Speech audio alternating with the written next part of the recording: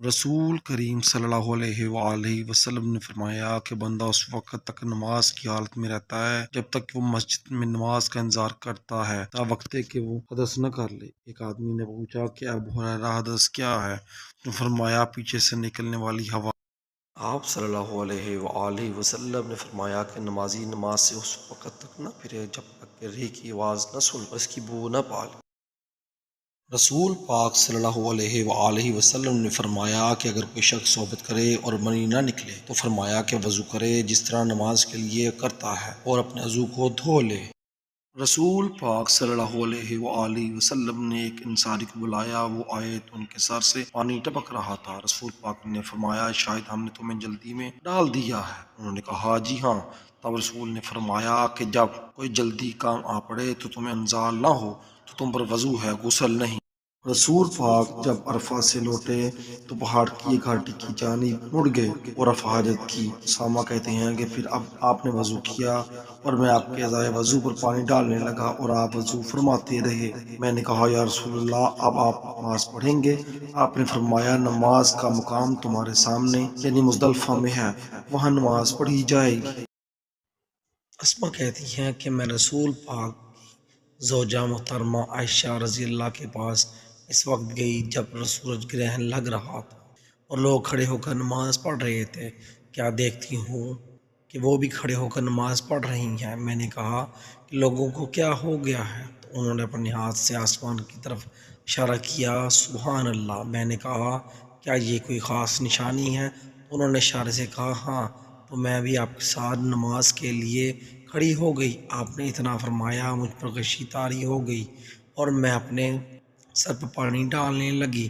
جب رسول پاک نماز سے فارغ ہوئے اور آپ نے اللہ کی حمد و ثنا بیان کی اور فرمایا آج کوئی چیز ایسی نہیں رہی جس کو میں نے اپنی اس جگہ نہ دیکھ لیا ہو، حتیٰ کہ جنت اور دوزخ کو بھی دیکھ لیا۔ اور مجھ پر یہ وحی نازل کی گئی کہ تم لوگوں کو قبروں میں آزمایا جائے گا۔ دجال جیسی آزمائش یا اس کے قریب۔ راوی کا بیان ہے کہ میں نہیں جانتی کہ اسما نے کون سا لفظ کہا۔ تم میں سے ہر ایک کے پاس اللہ کا فرشتہ بھیجا جائے گا اور اس سے کہا جائے گا کہ تمہارا اس شخص یعنی محمد کے سچے رسول ہیں، وہ ہمارے پاس نشانی اور ہدایت کی روشنی لے کر آئے ہیں، ہم نے اس سے قبول کیا، ایمان لائے اور آپ کا اتباع کیا۔ پھر اس سے کہہ دیا جائے گا کہ تو سو جا، درحال یہ کہ دو مرد صالح ہیں اور ہم جانتے ہیں۔ اور بہرحال منافق یا شکی آدمی اسما نے کون سا لفظ استعمال کہا مجھے یاد نہیں، مجھ سے پوچھا گیا کہے گا کہ میں کچھ نہیں جانتا، میں نے لوگوں کو جو کہتے سنا وہی۔ ایک شخص نے پوچھا کہ رسول پاک کس طرح وضو کیا کرتے تھے؟ عبداللہ بن زید رضی اللہ نے کہا کہ اس طرح۔ پھر انہوں نے پانی کا برتن منگوایا، پہلے پانی اپنے ہاتھ پر ڈالا اور 2 مرتبہ ہاتھ دھوئے، پھر 3 مرتبہ کولی کی، 3 بار ناک صاف کی، پھر 3 دفعہ اپنا چہرہ دھویا، پھر کونیوں تک اپنے دونوں ہاتھ 2 مرتبہ دھوئے، پھر اپنے دونوں ہاتھوں سے اپنے سر کا مسح کیا، اس طور پر اپنے ہاتھ پہلے آگے لے گئے پھر پیچھے لے گئے، پھر سر کے ابتدائی حصے سے شروع کیا، دونوں ہاتھ گدی تک لے جا کر وہیں واپس لائے جہاں سے شروع کیا تھا، پھر اپنے پاؤں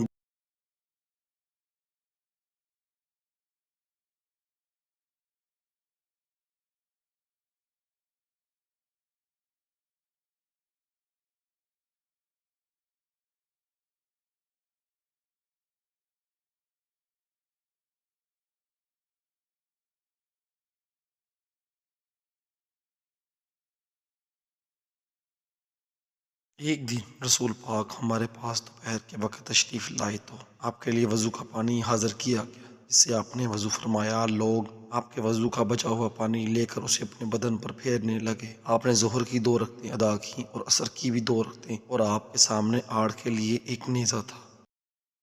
نبی کریم صلی اللہ علیہ وآلہ وسلم نے ایک پیالہ منگوایا جس میں پانی تھا، اس سے آپ نے اپنے ہاتھ دھوئے اور اس پیالے میں منہ دھویا اور اس میں کولی فرمائی، پھر فرمایا تو تم لوگ اس کو پی لو اور اپنے چہرے اور سینوں پر ڈال لو۔ میری خالہ مجھے نبی کریم کی خدمت میں لے گئی اور عرض کیا کہ یا رسول اللہ، میرا یہ بھانجا بیمار ہے۔ آپ نے میرے سر پر اپنا ہاتھ پھیرا اور میرے لیے برکت کی دعا فرمائی۔ پھر آپ نے وضو کیا اور میں نے آپ کے وضو کا بچا ہوا پانی پیا۔ پھر آپ کے کمر کے پیچھے کھڑا ہو گیا اور میں نے مہر نبوت دیکھی جو آپ کے کندھوں کے درمیان ایسے تھی جیسے ابھرا ہوا انڈا۔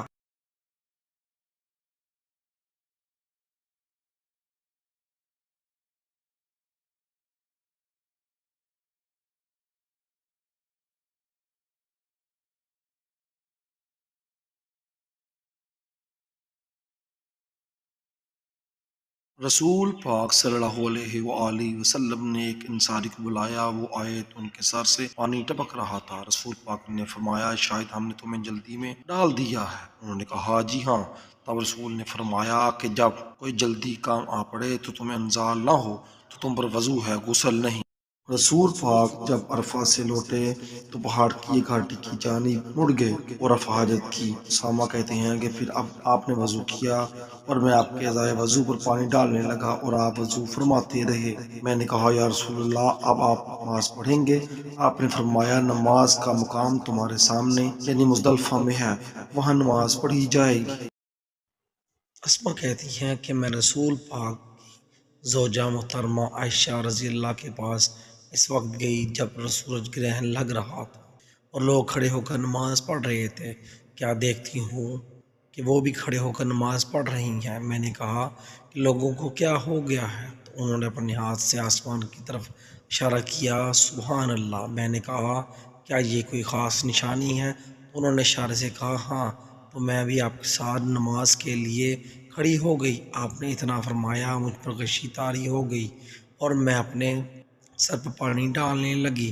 جب رسول پاک نماز سے فارغ ہوئے اور آپ نے اللہ کی حمد و ثنا بیان کی اور فرمایا آج کوئی چیز ایسی نہیں رہی جس کو میں نے اپنی اس جگہ نہ دیکھ لیا ہو، حتیٰ کہ جنت اور دوزخ کو بھی دیکھ لیا، اور مجھ پر یہ وحی نازل کی گئی کہ تم لوگوں کو قبروں میں آزمایا جائے گا۔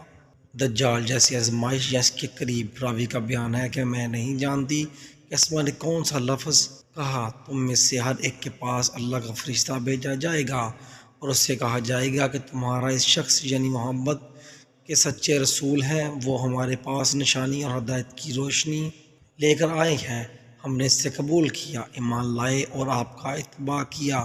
پھر اس سے کہہ دیا جائے گا کہ تو سو جا، در حالیہ کہ دو مرد صالح ہیں اور ہم جانتے ہیں۔ اور بہرحال منافق یا شکی آدمی اسما نے کون سا لفظ استعمال کہا مجھے یاد نہیں۔ مجھ سے پوچھا گیا کہے گا کہ میں کچھ نہیں جانتا، میں نے لوگوں کو جو کہتے سنا وہی۔ ایک شخص نے پوچھا کہ رسول پاک کس طرح وضو کیا کرتے تھے؟ عبداللہ بن زیاد رضی اللہ نے کہا کہ اس طرح۔ پھر انہوں نے پانی کا برتن منگوایا، پہلے پانی اپنے ہاتھ پر ڈالا اور 2 مرتبہ ہاتھ دھوئے، پھر 3 مرتبہ کولی کی، 3 بار ناک صاف کی، پھر 3 دفعہ اپنا چہرہ دھویا، پھر کونیوں تک اپنے دونوں ہاتھ 2 مرتبہ دھوئے، پھر اپنے دونوں ہاتھوں سے اپنے سر کا مسح کیا۔ اس طور پر اپنے ہاتھ پہلے آگے لے گئے پھر پیچھے لے گئے، پھر سر کے ابتدائی حصے سے شروع کیا دونوں ہاتھ گدی تک لے جا کر وہیں واپس لائے جہاں سے شروع کیا تھا، پھر اپنے پاؤں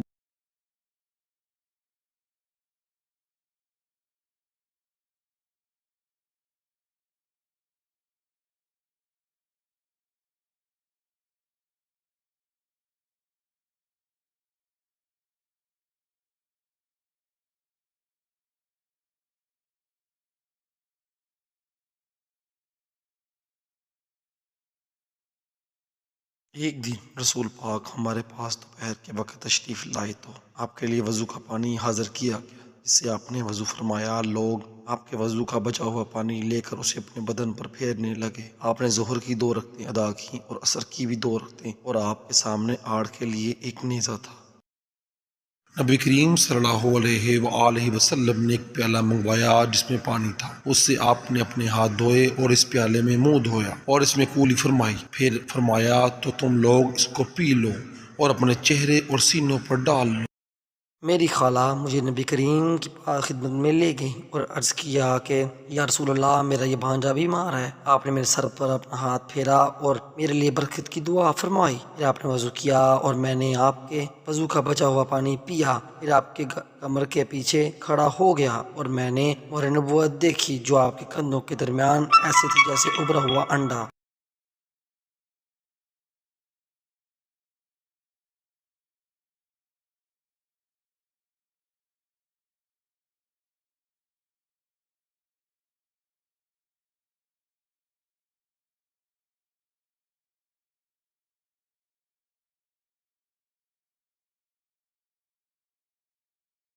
وضو کرتے وقت انہوں نے برتن سے پہلے اپنے دونوں ہاتھوں پر پانی ڈالا، پھر انہوں نے دھویا، پھر دھویا، یا یوں کہیں کہ کولی کی اور ناک میں ایک چلو سے پانی ڈالا اور 3 مرتبہ اس طرح کیا، پھر 3 مرتبہ اپنا چہرہ دھویا، پھر کونیوں تک اپنے دونوں ہاتھ 2 بار دھوئے، پھر سر کا مسح کیا، اگلی جانب اور پچھلی جانب کا، اور ٹخنوں تک اپنے دونوں پاؤں دھوئے، پھر کہا کہ رسول پاک کا وضو اس طرح کا ہوا کرتا۔ رسول کریم صلی اللہ علیہ وآلہ وسلم کے زمانے میں عورت اور مرد سب ایک ساتھ ایک ہی برتن میں وضو کیا کرتے، یعنی وہ مرد اور عورتیں جو ایک دوسرے کے محرم ہوتے تھے۔ رسول کریم میری مزاج پرسی کے لیے تشریف لائے۔ میں بیمار تھا، ایسا کہ مجھے ہوش تک نہیں تھا۔ آپ نے وضو کیا اور اپنے وضو کا پانی مجھ پر چھڑکا تو مجھے ہوش آ گیا۔ میں نے عرض کیا یا رسول اللہ، میرا وارث کون ہوگا؟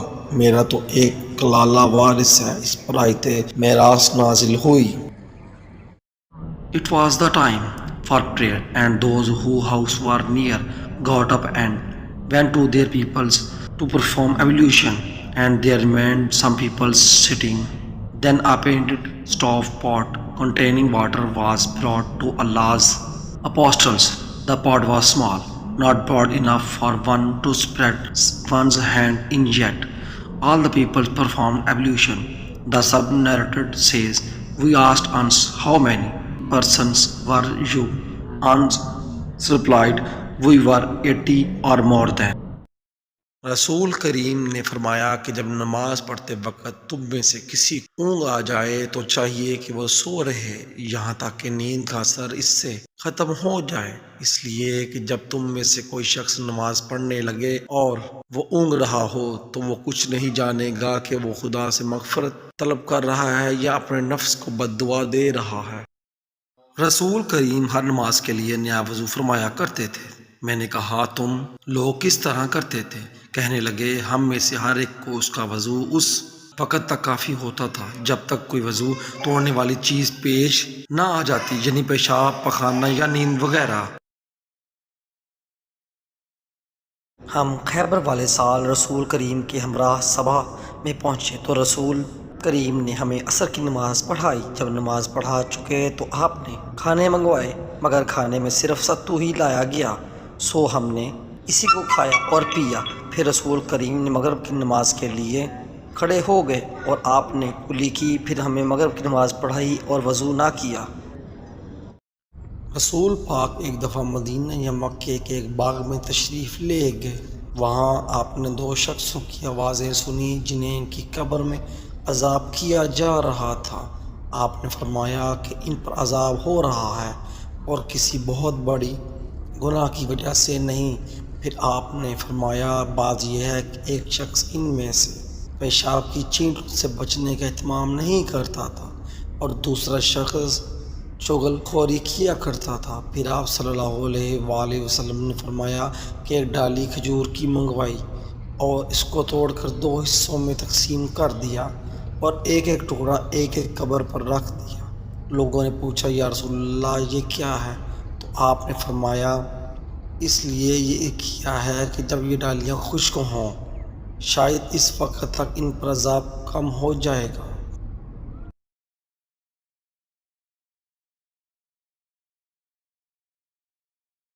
رسول کریم صلی اللہ علیہ وآلہ وسلم نے ایک دیہاتی کو مسجد میں پیشاب کرتے ہوئے دیکھا۔ لوگوں سے آپ نے فرمایا اسے چھوڑ دو۔ جب وہ فارغ ہو گیا تو پانی منگوا کر آپ نے اس جگہ بہا دیا۔